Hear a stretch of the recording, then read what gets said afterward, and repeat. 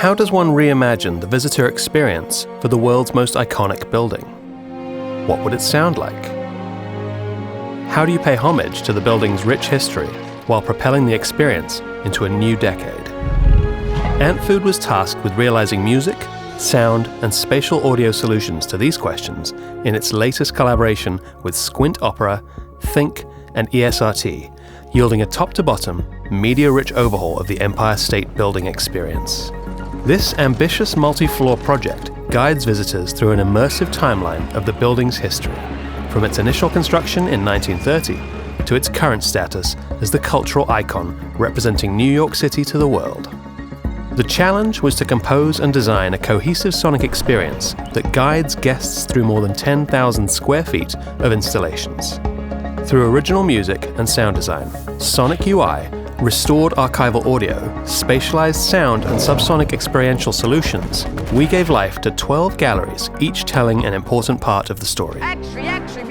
The world's most famous building was one of the most exciting pieces for me. We were tasked with creating an original orchestral score as well as multi-channel mix that would spread across the 70-screen gallery space. Antfood really made a theme song for the building.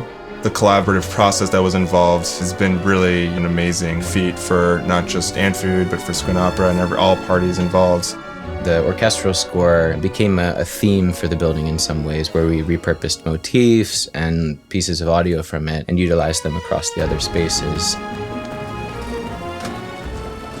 Construction area was quite a complex visual effects piece. It had 100 or so team on a shoot, green screen, using actual rivet catcher and rivets to make the sounds, to have that authenticity. There's a lot going on, and so in order to represent everything you're seeing with sound, there has to be speakers in all of the corners of the room. It ended up being a 9-channel mix. The one thing I've heard from so many people who've gone through the experience is, wow, when I'm in those spaces, I really felt like I was there during that time.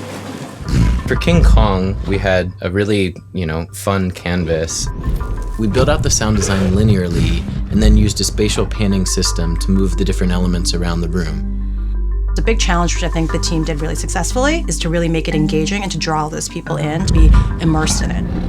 One of the challenges in terms of sound design was creating a heightened sense of drama and paying homage to the iconic King Kong property while not making a scary, terrifying experience. The experience itself is very playful.